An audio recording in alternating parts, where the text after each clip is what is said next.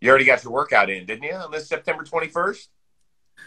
My workout buddy had to reschedule. So immediately after this, I'm going to go get a nice little run in.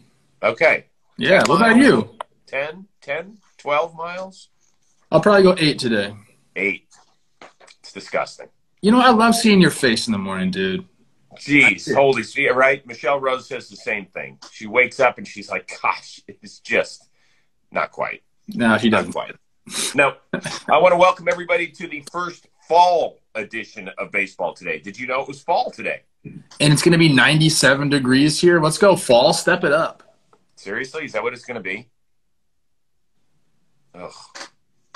All right. Fall needs to get off the bench, get out there, and start playing. You know what I'm saying? Yeah. Yeah, no. I don't want to go backward here. I don't want to go back to summer. I'm ready for some crispness in the air. We got teased because I had a few tomorrow's actually fall. Was that what somebody just said? All right, then I'll give you to tomorrow. You can have one more hot day. I thought September 21st was the beginning of fall.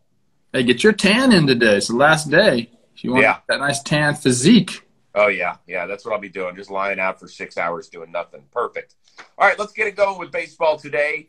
The Cardinals, they continue to mow down their opponents. Last night they took care of the Milwaukee Brewers, so that is 9 wins in a row. Congrats to John Lester. Shout out, win number 200 of his career. And Nolan Arenado, the first Cardinal to go 30 and 100 since Albert Pujols in 2010. Is Arenado having a sneaky great season his first year in St. Louis? I don't know if I'd call it great. I mean, for me or for a lot of people, it's great. But for Nolan, I think if you asked him, he would say, I think it was an okay year. But he holds himself to a very high standard, which he should. This guy is on track to become a Hall of Famer. But anytime you go 30 and 100 in a show, that's big time, man. So, yeah, I think he's having a great year. But I think if you ask Nolan, there's some things he would improve on. His OBP the last couple of years has been down. That's kind of why the OPS has been down. It was right around 300 last year, and I think it's sitting at 313 this year. So those are some things that he'd like to improve on. But overall, I mean, the guy has brought something to that Cardinals team. It's some stability at third base. When you can rely on your defense like the Cardinals have this year, and he's obviously a big part of that, you can tread water. And that's what the Cardinals have done. They've relied on that defense to keep them in the race, and now they've gotten hot at the right time. So Nolan's one of my favorite players to watch in the big leagues. 30 and 100, like I said, is no joke. But I think to answer your question, I think he's having a good year. Good is the best I can give him, and it's probably the best he would give himself. I agree with you 100%. Now, 30 and 100 in terms of third baseman, it's the 6th time he's done it. The only guys that have done it more frequently, Mike Schmidt and A-Rod. Pretty good company if you're going to keep it. For me, his OPS is like 808, which is really good, much better than the average major league player.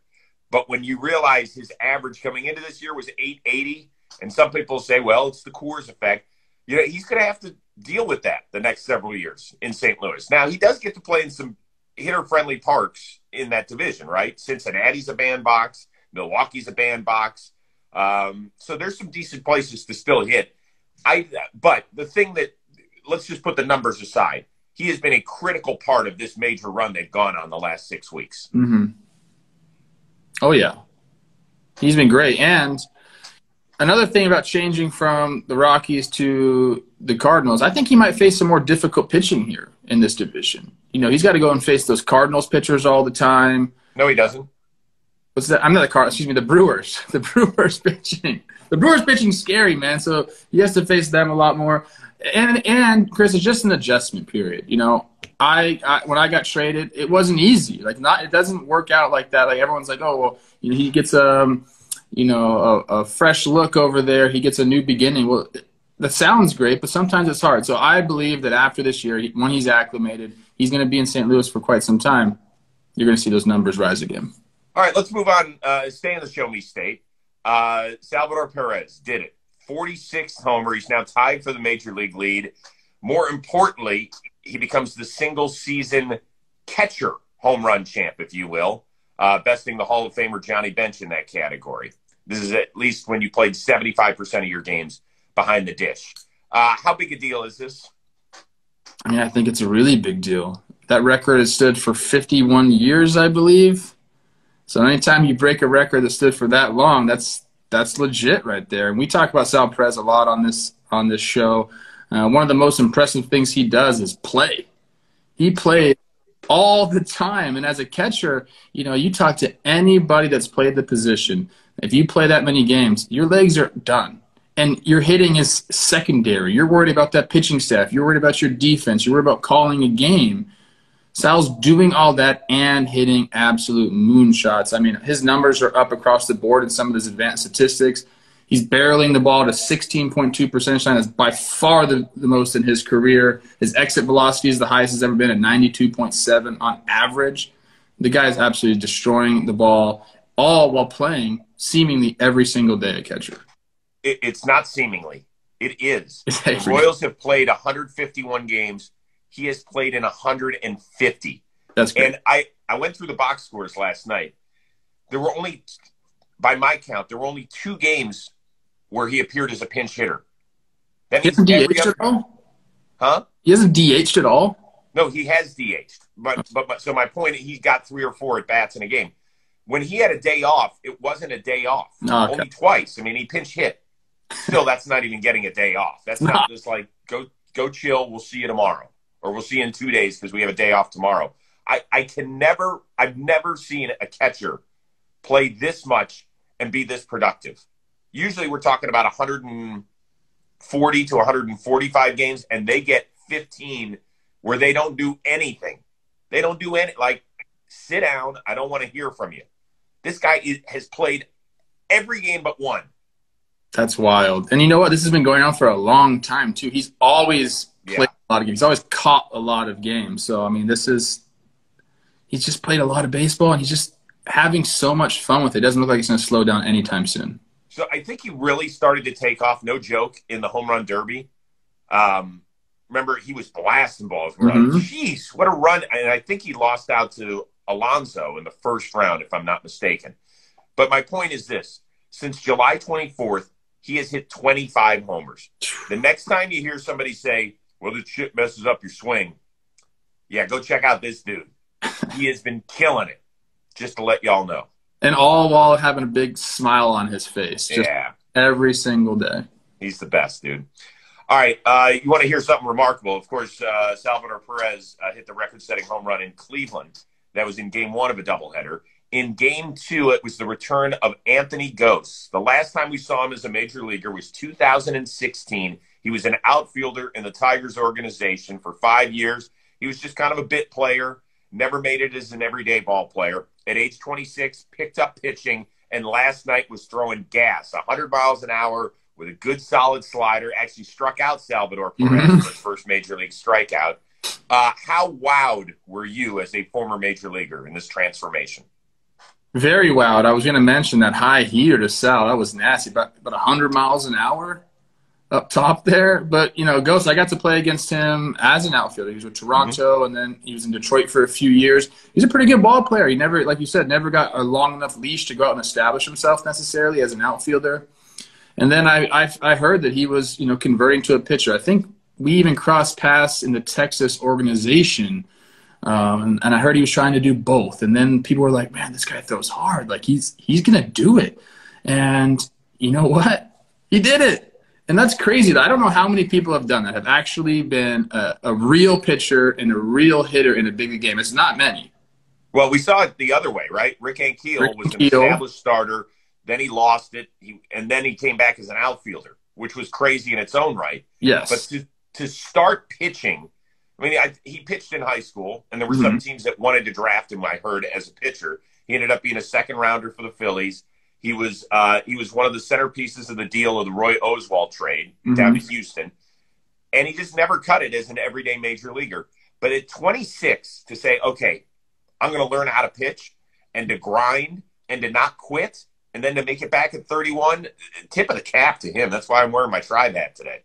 I love it. He's a great guy, too. And let me tell you this.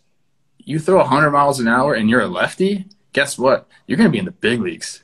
You're going to be in the big leagues as long as you can throw strikes for as long as you want. So kudos to him. I hope he has another 5-6 years in the show because of this. Yeah, the one thing he's going to have to work on is his wildness. His walk rate has been through the roof. If he can hone that in, he's going to be just fine. And the Indians need a left-hander out of the bullpen, so he's going to have his shot. I think going into 2022 to make the team out of camp, and I think it's a fascinating story.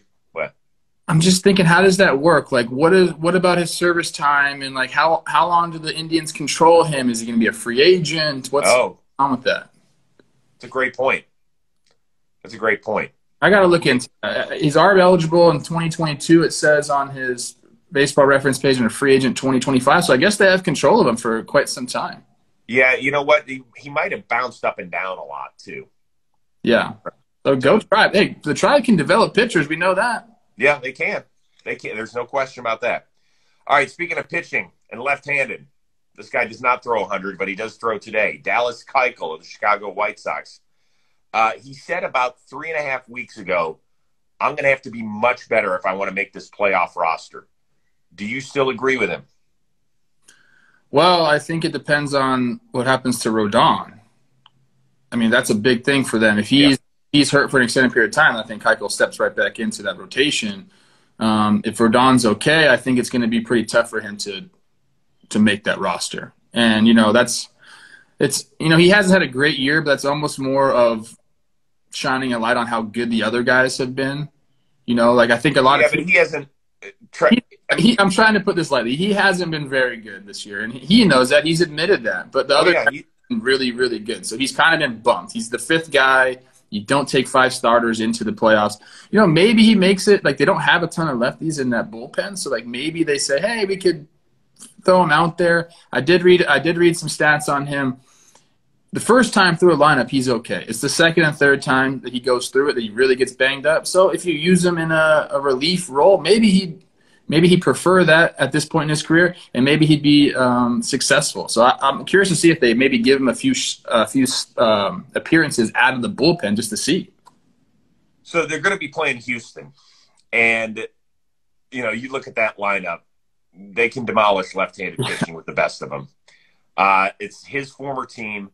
The thing I do love about Dallas Keuchel is he's very honest. I mean, he gave a full assessment. He's like, look, the other 4 guys have been substantially better, and I know I have to give them something that brings value more than just a good veteran and a guy who has playoff experience to this roster. You mentioned 2 guys out of the bullpen that are left-handed, Crochet and Bummer. Those are pretty good ones. And then they have 3 fire-breathing dragons from the right side too, right? In Kopech and Kimbrel and Liam Hendricks. It's just there's not going to be a lot of space for a guy who has had his highest walk rate, his highest home run rate, and his lowest strikeout rate since his rookie year. I know. Look, man, I'm trying to figure it out for him. Maybe there's a long reliever role that, yes. Where you need to eat up some innings. He's stretched out. He could do that. We'll see, man. The guy's had a great career. He's a great pitcher. I hated facing him. Oh, the changeup was filthy, right? Never was in the middle part of the plate. He presented everything there, and it all dropped out. I do want to say my boy Jeff, nameless Jeff, he's in Colombia right now. He's joining us. So nice. Shout out. Okay. The good thing for Keuchel, he did have a solid start his last time against the Angels. Gave up 2 runs in 6 innings. Maybe he'll build on that today. Wish him luck there. Last one.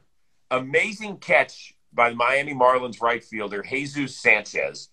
Do we stand up and applaud him for the barehanded grab, or do we chastise him for overrunning the fly ball? Oh, we applaud him for sure. That's athletic ability right there. You're not always going to run the best route. You're not always going to judge everything perfectly. And the good athletes can make up for that. I mean, that's exactly what he did there. He said, okay, mess this one up a little bit. Let's just use my hand-eye and snatched it up. It's pretty cool, man. If you drop that, it looks really, really bad. But when you catch it, it looks really, really good. So he took that chance, man, and now he's all over the highlight reels, and now we're even talking about him. So I'm actually more surprised that outfielders don't overrun fly balls. I have had the good fortune of catching, being on the field during batting practice a few times. So you're talking about a guy who obviously was a non-athlete, but I'm trying to track the ball, and I'm like, oh my God, where is this thing going? I'm just shocked it doesn't happen more frequently. The guys misstep by one or two steps and have to make some sort of weird play. I mean, guys are really, really freaking good. At that point when we're all watching them, everyone's so freaking good at their job. And we do see some guys from time to time, especially like back in the day when outfield defense was kind of overlooked, and it was like, hey, if you can mash, we'll just throw you out in left field. That doesn't happen anymore, dude. Like, teams value outfield defense now, and you just have all these horses out there going to get it. It actually hurt. When that started to happen, Chris, you just look in the outfield like, I can't hit it anywhere in the air. These guys are going to run it down. And then every once in a while you'd face someone like, I remember, who was it? I don't want to talk shit about somebody, but when I first came up, let's just say there were some corner outfielders that you wanted to hit the ball to. That doesn't happen anymore, though. I would love to know the names. That'd be good. All right, what do you have coming up on JOMBOY? I got an episode of Sequence coming out today, actually, with Arenado and Goldschmidt and Molina. I go over that double play they turned against the Mets and kind of what everyone's responsibility was, what could have Pilar done differently. So that'll come out today. And we are recording our Wednesday ep of Talking Baseball at about 11 PST. What about you? Let's see here. The latest Rose rotation episode still out with Stephen Brault and Trey Mancini. Some great Mancini stories out there. They were teammates in the minor league, so you get to hear about their minor league days, which is just hilarity unto itself. And in about 10 minutes, I am taping the final regular season episode with Mickey Rowe. There's a fascinating story that I followed all year, and I was hesitant to bring up with him. And so it'll probably be first thing out of the gate. And I'll be really interested to see how this played in his headspace all year. Because it was something that I know he thought about at age 32 when he got hurt. And then heading into the last few, it's something we don't think about a lot as fans, but I know that ball players do. And so I wonder how he grinded his way through the situation. Let's just put it that way. I know it's a little convoluted. It's all going to make sense when the episode comes out Thursday. Yeah, what are you talking about? I love it. It's so mysterious, dude. Yes, but it's really it's something really important that people say shouldn't be important, but it is. How's that? Okay. His sex. What's that? His sex life. It's not that. Okay. Well, that is important. I'm not going to get into that with him. That's his business. What about me? Not going to get into it with you. Ask me anything. Yep, not today. You have stuff to do, and I have stuff to do. I might text you a question or two, but that's not for public consumption. So there you go. Yep. All right, man. You get your workout in today? Not yet. Are you going to? Yes. You better get it before it gets 97 degrees outside. Let's go. Well, I will. I have to take my dog on a walk, and then I'm going to get into and do my 45 minutes on the elliptical. It's an ugly sweat for me. It's not pretty. All right, listen, we're back at it again on a Wednesday. Who knows what the divisional and wild card races are going to look like by then, but it's going to get nutty. I love it. We're down to like the last week and a half of the season. Love it, baby. All right, tell the boys I say hello, and have a good day, dude. You too, Zero. See you guys. Peace. Peace.